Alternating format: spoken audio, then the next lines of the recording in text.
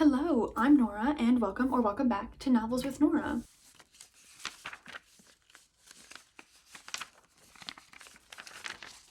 You'll have to excuse the less than stellar lighting for this little portion because I'm filming much later in the day than I typically do because I want to start reading, and this video is a reading vlog.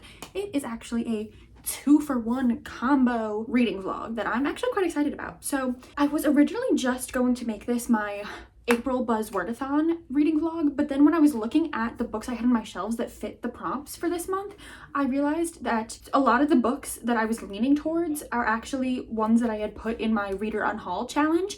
So we're kind of combining them together because I will most likely be reading things from the Read or Unhaul challenge. So you're getting like a combo 2-for-1 Read or Unhaul episode 2 and April Buzzwordathon video. So have fun. Buzzwordathon, I'm not going to describe it in every video because that will just get redundant, but if you're interested in actually knowing more about what it is, I will link my March Buzzwordathon video so you can go and get my description from there. And I'll also just link Books and Lala's, because she's the one who hosts it. I'll link her announcement video for the reading challenge. So if you're interested in knowing more about it, you can go there.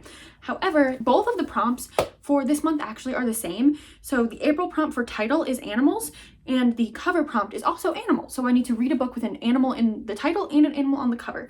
So in looking at my shelves, I realized that we had a few options. First, we had Her Radiant Curse because it has a tiger here, but I don't know that I'm in the mood for this type of fantasy right now. So this is an option, but I don't know if I want to go for this. You're gonna notice that like a lot of these I'm like, it's an option, but I don't know if that's what I want. So option number 1. Option number 2 is a book that I actually just bought this year, or I bought this at the end, like the very end of last year, and it's Come and Get It, and it has this giant pig on it. So this is another option, and this is like literary fiction, and I do feel like this is more what I'm in the mood for. Like I feel like the last 2 books that I read were The Ashfire King and then Sunrise on the Reaping, so I'm feeling a little slumpy kind of, so I'm really hoping that these books help me get out of that. So I think we might be leaning towards this just because it's not at all the genre that I typically read, and so I think this might help get me out of that like kind of almost slump that we're in, because I don't want to sink deeper into it.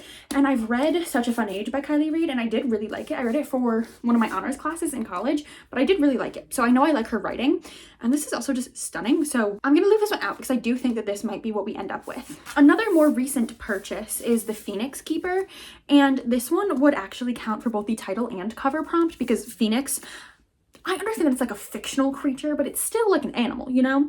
And it has phoenixes on the cover, so this would technically count for both. However, this is a fantasy, and I don't know that I'm necessarily in the mood for that right now, but I do really want to read this. I think this one's like sapphic, like fantasy, like fantastical zookeepers, and I think it might be like rivals to lovers. Yes, arch rival from college. So I am really interested in reading this. I just don't know if it's something that I want to read right now, but I will also keep this one out because this is also an option. My shelves are becoming more of a mess as I pull things out. But then we also have Annihilation by Jeff Vandermeer because it has this like weird warthog pig thing. And like this one's a very short novel, however, it is a series. And I don't know that I'm looking to get into a series right now, especially when I have so many series on my shelves that are unread that I own multiple in the series of that I haven't read, where this I only own this one. So I'm gonna put this one back, I think. I have Bunny on my shelves, it's right here. And I just wanna make it clear, that would also fit for both of these prompts, but I'm saving that for something special. So that's why I'm not pulling that one out as an option. In this process of utter destruction on the shelf, I'm realizing that I need to get bookends and not just like decorative pieces that I'm hoping hold my books up because it's not working. Okay, so those are my 2 options that are just like my regular books, and then I also have some options from my Read or Unhaul shelf, so let me pull those out as well. So first we have The Scorpion Rules by Erin Bow, and this would also fit for both cover and title. I could just do one book to fit both, but I kind of want to do 2 books just because why not, you know? So this one would work. This is also, I think this is a duology, but I have a feeling that I will probably not want to continue, but obviously I don't know until I read it. So this is an option. This is also like a 2016 YA dystopian. So especially if I just read Sunrise on the Reaping, I'm not sure if that would make me more inclined to like this or less. So we also have this option, and then we have one more option from that shelf. Getting that out was so much work that I feel like I'm inclined to read this one just because I don't want to have to put it back in there right away. And that is The Majesties by Tiffany Sao. And this one has a butterfly on the cover, so I could read this in tandem with either The Phoenix Keeper or Scorpion Rules. So this one's also like a literary fiction, and I'm not entirely sure where I want to go from here. So these are my options. So the 2 with just animals on the cover are Come and Get It and The Majesties.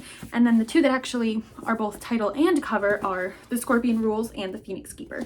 So I think what I'm going to do is I'm going to read the first like chapter-ish and like get a feel for these books, and then we'll go from there. So I will let you know how I feel once I've started reading them. I just opened Scorpion Rules to read the first chapter, and there's a quote from Oppenheimer. "We may be likened to two scorpions in a bottle, each capable of killing the other, but only at the risk of his own life. J. Robert Oppenheimer." With the two scorpions on the cover. Oh, the prologue is really short, and it starts with "Once upon a time at the end of the world." So I'm going to read the prologue and then I will let you know what my thoughts are. Okay, so the prologue was told from like what I believe is the perspective of an AI who blew up cities to prevent like full-on wars. And it was like, I don't know how the humans didn't see this coming. Did they learn nothing from like what we've told them about ourselves about AI? And it was very quite interesting. And then at the end it said, "Holy Utterances of Talus, Book 1, Chapter 1, being a mediation on the creation of the preceptures and the mandate of the children of peace." And then the next page skips ahead to 400 years later. So I'm actually quite interested in this, and I do think I want to read this now. If I read this, that finishes everything, so I can read any of the other three that I want to. So let's keep that in mind and move on to The Phoenix Keeper and see if this knocks that one out of the running. Okay, well, part 1 already starts with this gorgeous illustration of a phoenix, so this might be a tough battle between these books. I ended up not reading the full first chapter. I read like 2.5 pages. The full chapter was 14 pages, and I just feel like I'm absolutely gonna love this one, but I don't think that now is the right time for me to pick it up, if that makes any sense. So I'm going to move on to, I also don't really want to read a fantasy and dystopian like back to back, especially after I just read a fantasy and then a dystopian. So I feel like I'm looking for something more like one of these two to go with Scorpion Rules. So now it's really between these two, which one I'm going to read in tandem with that one. So let's see. I think I'm going to start with a chapter of this and then we'll go from there. The lighting has only gotten worse as it's gotten later, and I had to turn on the overhead light so that I could actually see while I was reading, which I don't typically love to do, but I was sitting in a weird spot so my lamp wouldn't have worked. But anyway, I read the first chapter of The Majesties, and I think I know what I'm going to be reading. So I have decided it's going to be these two. This started with our main character being poisoned and being in her hospital bed in like a weird state, like in between state of like she's alive but she's not quite awake. And we find out that her sister, she poisoned some shark fin soup at like a family gathering, and so like everyone ate it, including her. So we are going to be uncovering why she did it, what led to it, the whole like family dynamic and everything. So I'm really interested in this. And so these are the two things I'll be reading in this vlog, which is actually perfect because then yes, we're completing the Buzzwordathon prompts, but I'm also reading 2 things from my Read or Unhaul challenge. So we are definitely completing 2 things with 2 books, so that's exciting. Now, Scorpion Rules alone would complete the challenge. However, I really like to have 1 book for each. So this is going to be for title and this will be for cover. And then I'm also reading 2 things from the 17 on my Read or Unhaul. So if you're here for the Read or Unhaul challenge, these are the 2 things that you've already seen and you've already heard me talk about that I will be reading for this. And then if you're here for Buzzwordathon, those also cover the prompts. And then these 2 will be read at a later date. Probably not together, I can't imagine, but this one would work for a different Buzzwordathon prompt because it has the and symbol. So keep your eye out for that. That's a little hint for what might come next. But yeah, so these 2 will be getting read later, just not in this vlog. So that means in this vlog, you will see me read both of these books, which are both backlist, kind of obscure titles, but I'm actually really looking forward to reading both of them. So they're also very different. So curious to see how these 2 in a vlog together will go, but those are the 2 things I'll be reading in this vlog, and I'll probably either start tonight or tomorrow morning. So stick around for that. I promise in the next clip there'll be slightly better lighting, I hope. Stick around if you're interested for those things, and I will update you once I am more into the book and have actually something to say about either of those.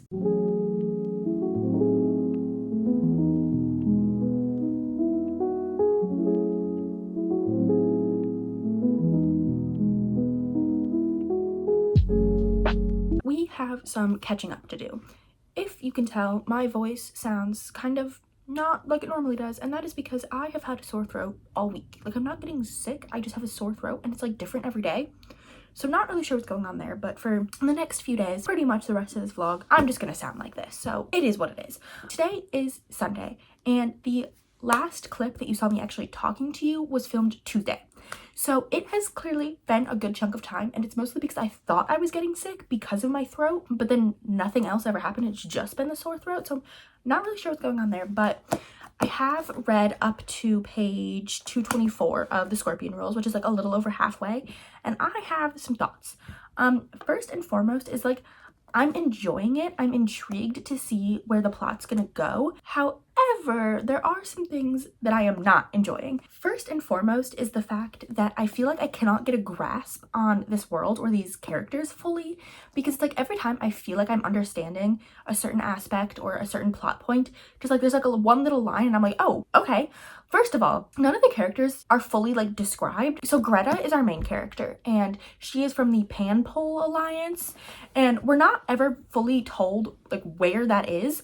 And Greta, she never describes herself because it's from her point of view. We know she has super long hair that she usually braids. And so I was picturing her with like kind of like blondish brown hair. And all of a sudden she's like, and I blushed in a way that only a redhead can. And I'm like, oh, okay. So she's a ginger, was not expecting that. And it's just like things like that where it just kind of like alters your perspective and your perception of things. And like another thing is I thought I had understood what like the AI like robot like Proctor guys looked like, and then all of a sudden it was like their human form, and I was like, human?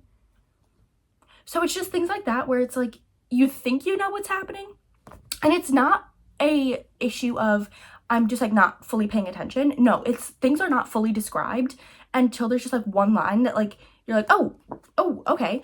Another thing, the world that we're set in, I'm not sure how far in the future it's set, because like one of the characters, his, I don't want to say domain, but like the region, I guess, that he comes from is like, he mentions Kentucky, and then like other cities are mentioned. So like Columbus, Cleveland, Indianapolis, like these cities are mentioned.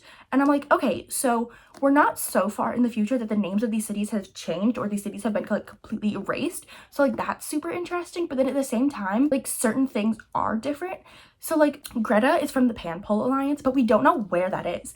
Like we know it's like north and like kind of North America, kind of, because she talks about Lake Erie and like the Great Lakes.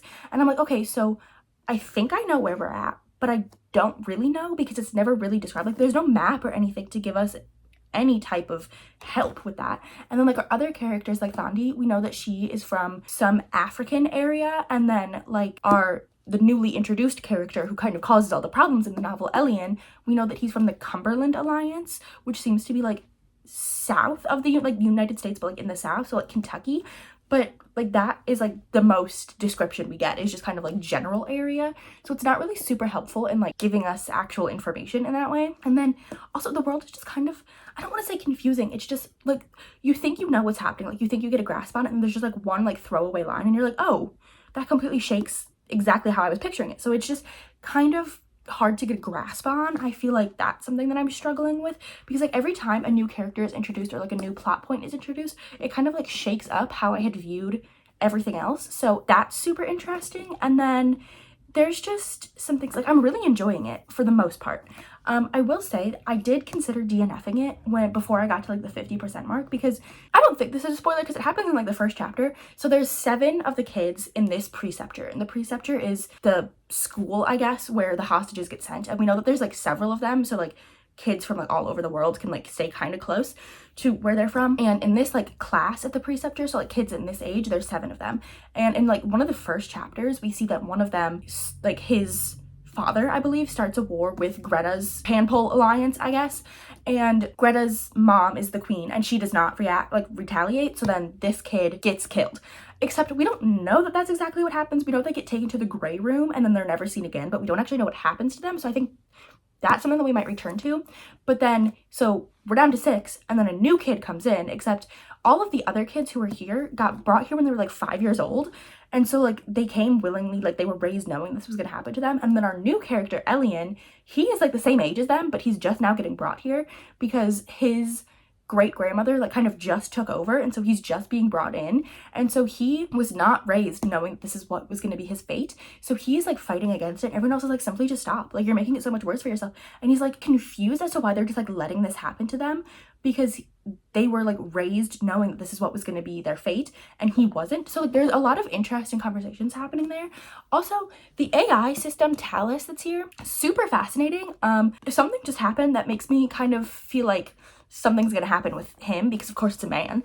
But also there was a conversation that he was having with one of the other like AI systems, and he was like, war used to be fought by like just like the common people, like the people who had like no interest in the war, but like they were sent to the front lines and like they risked their lives for something that like did not really matter to them.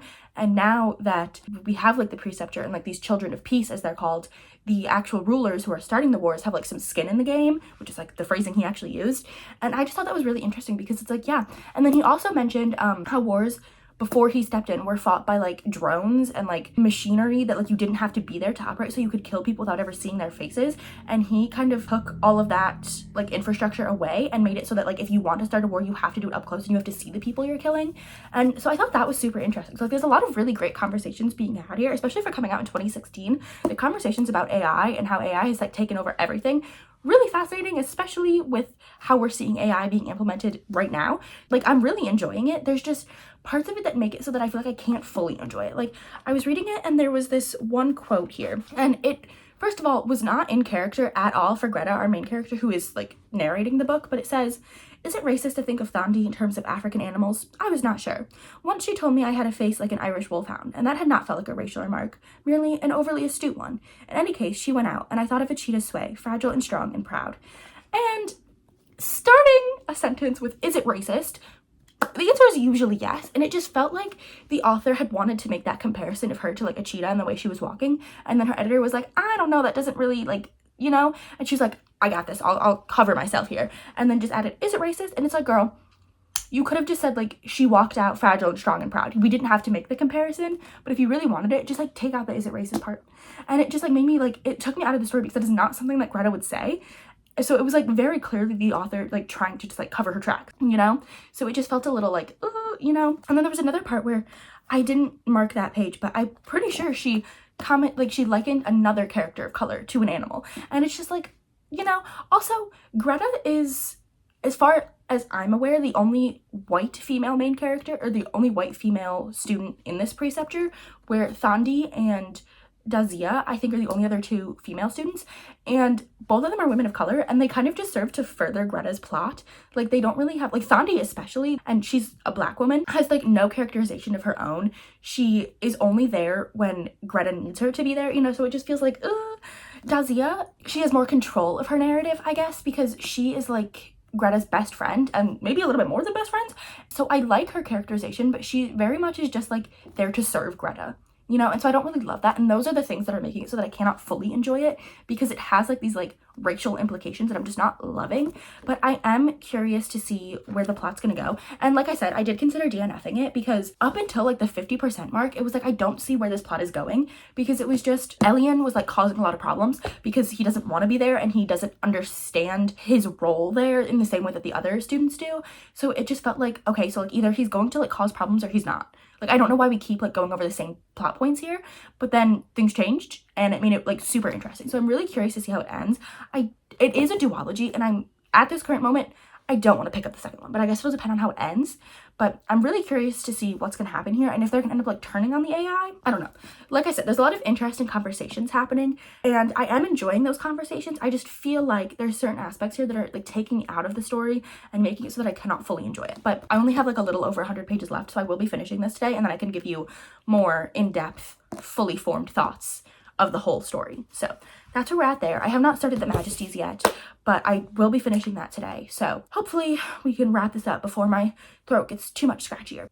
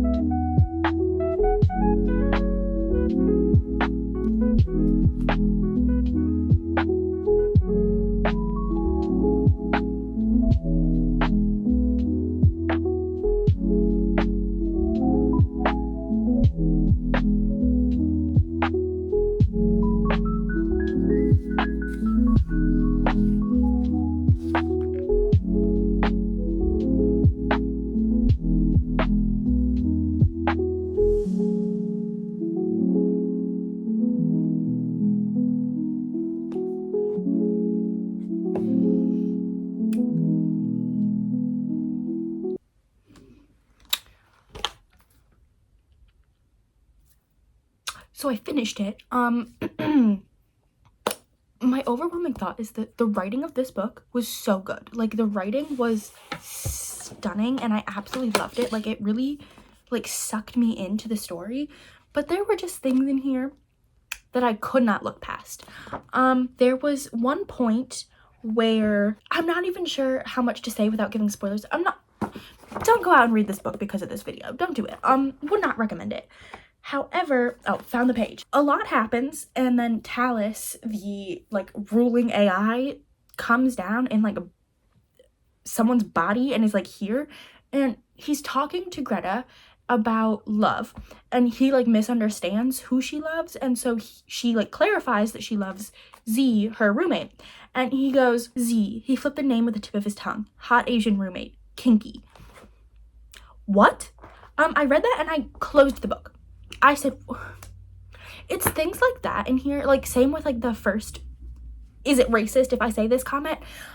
They don't need to be there, right? Like, the book would continue on without them, so the fact that they're in there is like very weird, and it's just like hot Asian roommate, kinky. Why are we fetishizing Asian people in this book? A book that's like meant for children. This is a YA book that came out in 2016. I just feel like, why was that written, and then why was it published, you know? So it's things like that that make it so that I cannot enjoy this book, because that's so awful. Why was that in there? Like, and the thing is, it's not like it adds to, like, it wouldn't make a difference if it added to something bigger, but at least then maybe you could like make sense of it, but it has no bearing on the story whatsoever. So like, why is it there? You know? And it's like really upsetting, because the book itself, like, it was a good book. Like, it was really fascinating. The way it ended, incredibly fascinating. Like, genuinely, the world that Erin Bow has created in here, super fascinating. Like, it was a good book. It just, I can't look past, even if it was just those two comments, like, I can't look past that because ew, you know? So I think I'm gonna give this one a 2.5. I was originally gonna give it a 3.5 before those two comments. And then after the first one, I was like, okay, 3, because, but like, I was still enjoying the actual story of it, and then that was like, no, 2.5, because like the story itself is very intriguing, and it's definitely really fascinating, and like watching these characters like grab back some of their bodily autonomy and like the autonomy over their lives, because they've been in this preceptor since they were 5 years old, and while they were being raised from like baby to 5, they were told like, you're going to be going to this preceptor, you're going to be like a child of peace, you're going to be a hostage here, and like just do what they say, like it's fine, we won't go to war, you'll come back to us. And so they were like raised to be obedient in this way, and to like follow all the rules that were set for them, and to like watch their friends die and be okay with it, and like be okay with their own death. Like, they were taught in like the preceptors are kind of like a school, and they were taught to like go towards death with their head held high. And so now, like, seeing them come to terms with like, actually that's not okay, and we shouldn't be okay with that, and we should like try to fight back and like gain whatever power we can, and like seeing that was really wonderful. And like all of the characters were so fascinating. And our 3 main characters, Greta, Z, and Elian, they were great. All of the background characters were kind of just there to be background characters, you know? And so it's just like, there were things in this that I absolutely loved, but the majority of it was just like not good. Like, we didn't need that, you know? I will not be reading the second one, because like where it ends is fascinating, and I would, you know, I'd be interested to see like where it picks up, but I'm not in any hurry to pick up the second one. So that's that. Yeah, 2.5 stars for me, because the writing in here was so good. Like, it was written so well and like so beautifully, and like lyrically, I really enjoyed the writing in here, other than those 2 things. And it's like, they just were so misplaced and like so out of character for the people saying them. Like, it was so weird. And then like our main like AI, Talus, who's like the big bad guy, he's just like a weird dude. Like, he's like makes sex jokes and like just makes everyone uncomfortable with how he talks, and I'm like, ew. Like, it was really very awful. He's supposed to be like this all-powerful AI who can like wipe out cities in a second, which is like one single thought, and they make him just like a guy. And I'm like, you know, I see kind of some symbolism there, but at the same time, like, ew. You know, like, there was never anything that he did where I was like, yeah, that's kind of scary. It was always just like, he's just awful. And like, it's one of those things where it's like, he's really awful and you hate him, but at the same time, you have to like be reverent to him because they refer to him as like Lord Talus. It was really fascinating. It's just, you know, wish it didn't do some of the things that it did. So that's that. Glad to have, I don't want to say glad to have read it, glad that it's off my shelves now, and I will be unhauling this one. Yeah, I see no reason to keep it. Again, I really like the philosophy and like the messaging here. It's just, I feel like it could have been done so much better and without the racism. You know, so interesting. Again, it's something that I read. And I see why I bought it because it was fascinating. I was really interested in the plot once we got like past that 50% mark. It just, it feels icky, you know?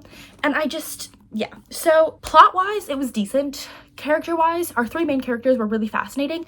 I just think that everything else really kind of fell away, you know? So I will not probably be reading anything else from this author. Oh, another thing I want to mention. Greta and Z do kind of like get together. It's very interesting how relationships form here. It's because like the people in like their class are like the only people their age that they ever know. The way that it's like kind of a love triangle, but in a way where like Greta's not made to choose, which I think is really fascinating. And it's like a love triangle between her, Elian, and Z, so like all three of the main characters. And I think it's really fascinating. For coming out in 2016, it like was not homophobic towards these two like girls getting together. And other than like the hot Asian roommate kinky line, there was no like fetishization of them yes, there was, but like there wasn't any like, oh, you're two girls, you can't be together, other than I'm just gonna read you this part so you can kind of see where I'm coming from. Z made a cat-like hum of affirmation, following the gem of my thought effortlessly. My father wrote, the monks have found me a suitor. I understand his lineage is impeccable. I wish, I whispered before I could stop myself. I wished for impossible things. It was never going to have been a fairy tale for us. There are no fairy tales about two princesses. And I just, you know, like I really liked the inclusion of them together and not being like, oh my god, but you can't be together because you're two girls, other than them like both carrying the like their lineage and then like having to like get married for that reason. But also that's not like a big thing that's happening here. Really, it's what happens to Greta in the end means that she can't be with anyone, and then like where that goes from there and what would happen in the second book. But I did enjoy that. I think like especially the representation for like being bisexual and like being kind of open with that, and how like all of the characters see her doing that and they're just like, yeah, like there's no comment made about it, there's nothing really said about it, which I did enjoy. That was really nice, I guess, but it just is outweighed by all of the other ick, especially because like I said, for the first time I just could not get a grasp on this world, and like towards the end it didn't matter because like things shifted so much and then we just kind of stopped caring about that other stuff. So it just, yeah, it was okay, it was fine. I'm gonna move on because it doesn't deserve to take up any more of my time or my mental capacity. So next I'll be starting The Majesties by Tiffany Sao, and I'm actually quite looking forward to that. I'm looking forward to reading a book by an author of color after this thing, hoping that, you know, it does better than this in some aspects. It's also a very different book, so we will have to see. But yeah, that was really something, wasn't it? So gonna move on. We'll be unhauling this one.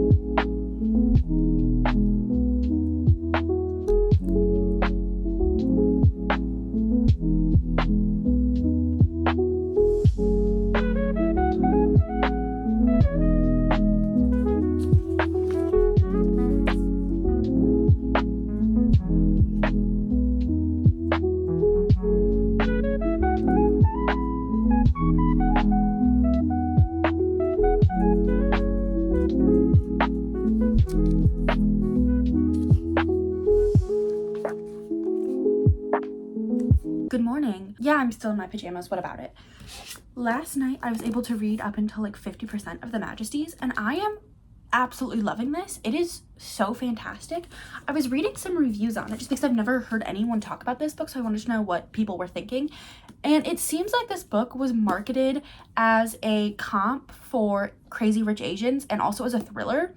And I see how that would cause people to not enjoy it because it's not a thriller. And I haven't read or seen Crazy Rich Asians, so I can't make a comparison there. But this is really more like lit fic than it is thriller. This is not a thriller in the slightest.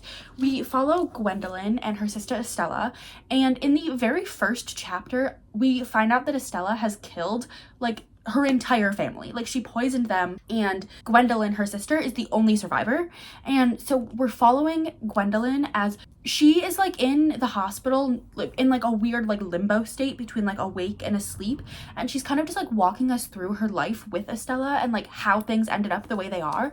And we're just getting so many like little tidbits of their life, and it's so fascinating. And it's one of those things where it's like you're reading it and you know we're working towards figuring out why this like mass murder took place, but at the same time you don't really care because the stories that are being told along the way are so fascinating that you're just like so enraptured in that like the beginning I'm like, yeah, I mean, I guess we're gonna find out why she murdered them, but at the same time I'm just like really interested in their life as it is. So they come from this like incredibly wealthy Chinese family living in Indonesia, and so we're getting a lot of conversations about wealth.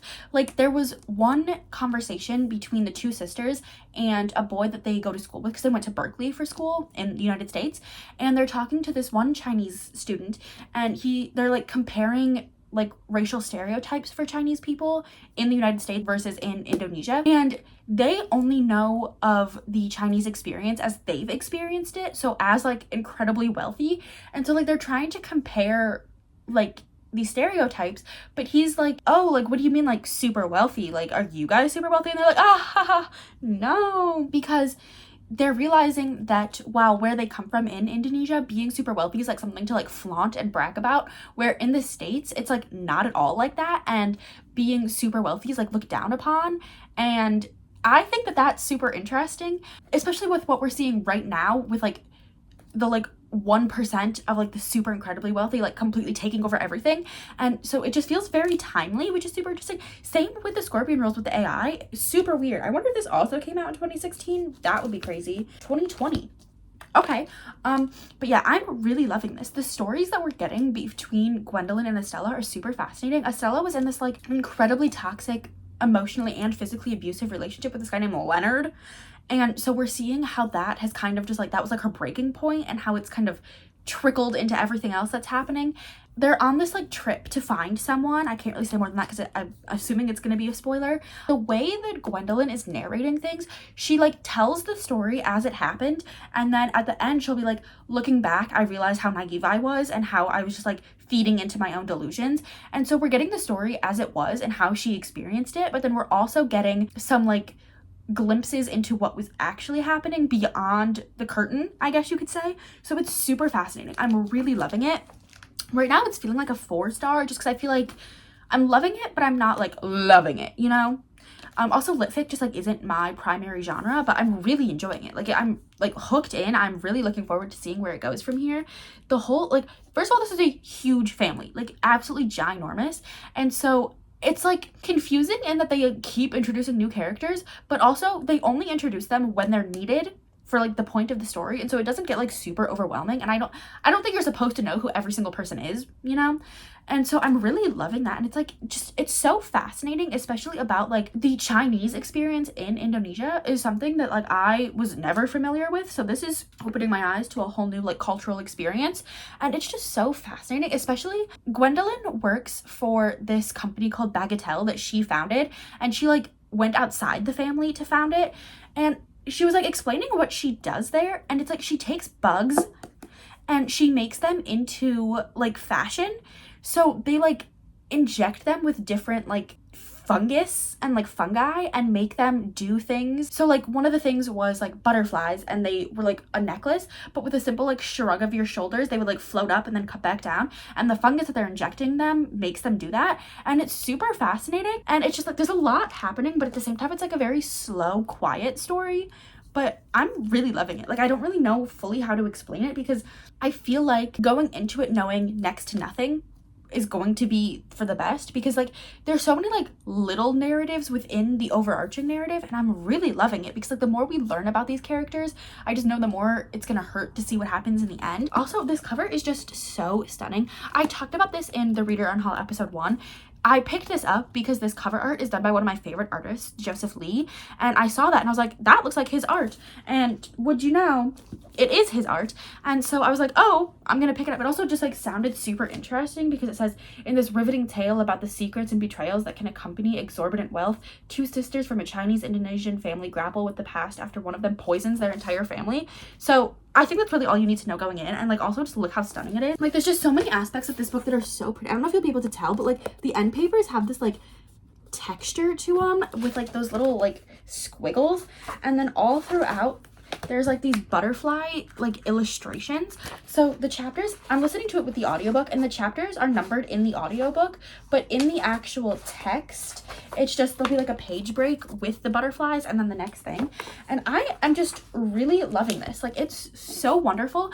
And I think there's something to be said about picking up backlist titles, because even 2020, I guess that was technically 5 years ago, but like okay, anyway, picking up backlist titles, even if just from a few years ago, there's still so much to gain from those books. But I feel like especially in the trend cycle that we're having now, especially with like book talk and things, books like come and go like fast fashion. And so just like taking a minute to pick up a backlist title can be so rewarding. Now, obviously you're going to find some duds like the Scorpion Rules, but you're also going to find some gems like this. So I'm having a great time reading this. I'm hoping to finish it today, just because I feel like once you start reading, it's really hard to put it down. So I'm really enjoying my reading experience here, so that really makes up for the dud that was Scorpion Rules. But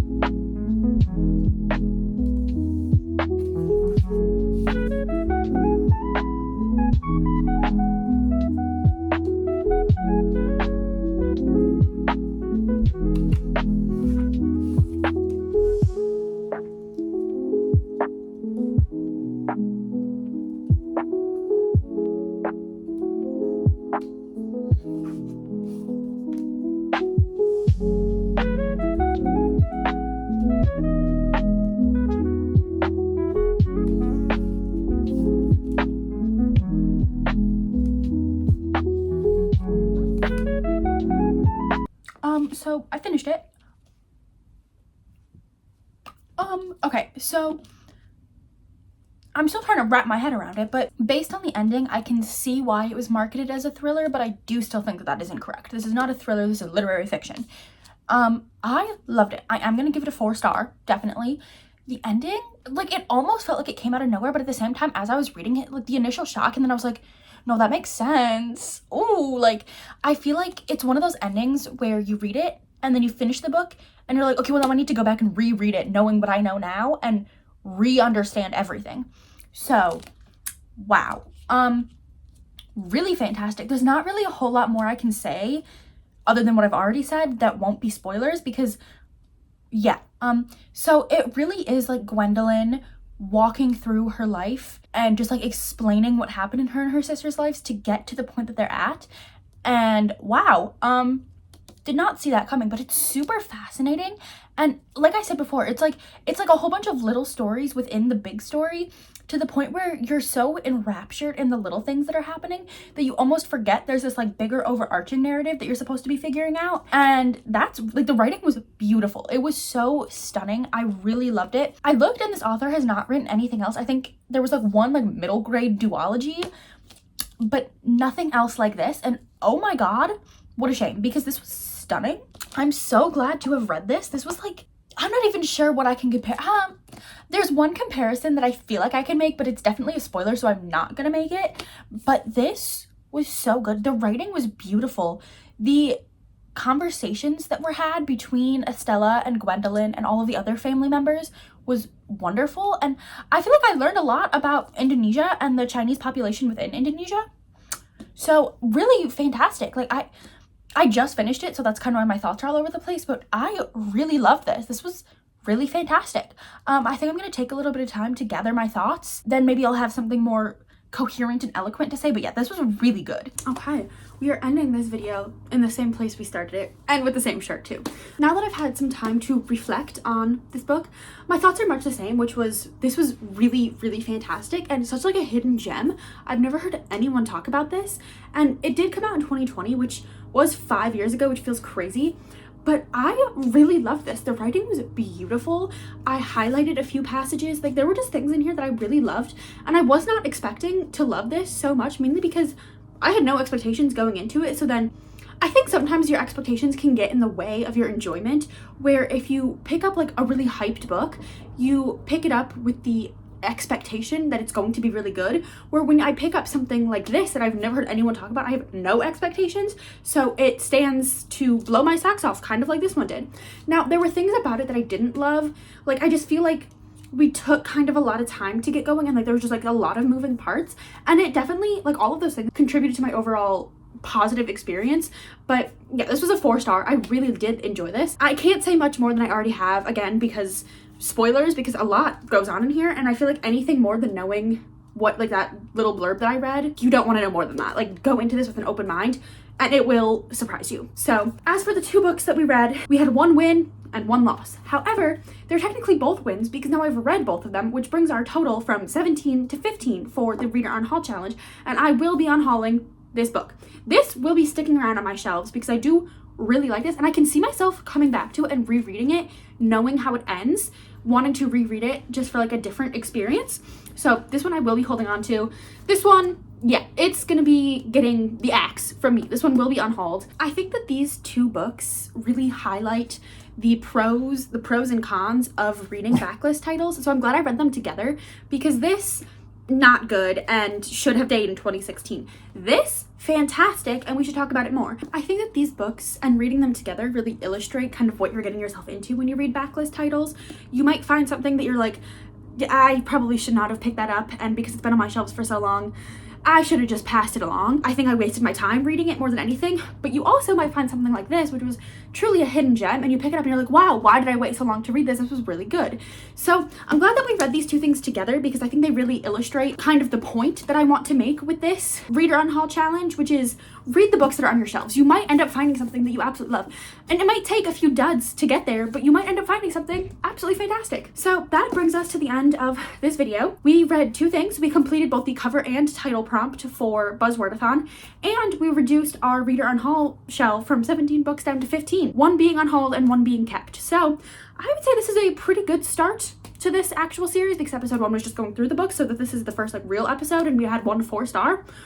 Pretty good. I think it also speaks to my reading taste changing. When things have been on my shelves for as long as these have, my taste kind of evolve. I picked this up mainly because of the cover. This was a cover buy, but also it did sound interesting to me at the time, because I was trying to like step out of my fantasy comfort zone, and this was just something that was probably realistically on clearance at a half-price books, and I was like, oh, that sounds interesting, I'll pick it up for like $2. Should not have done that. It was on clearance for a reason. But I think that the overall message I'm trying to say here is read the books that are on your shelves. You might find a few things that you're like, why did I waste my time with that? But you also might find some things that you're like, I absolutely love this. Why did it take me so long to read it? So if you made it this far, I would highly encourage you to pick up The Majesties. This was such a fun read, and I'm really glad to have read it, and I'm glad that I can now move it over to the red side of my bookshelves. So again, if you made it this far, like, comment, subscribe, stick around, hang out, see what we get up to next month for the Read or Unhaul. I think next month I'm going to put all the books in a jar and just pick them at random. So stick around for that, and I will see you in my next video. Bye!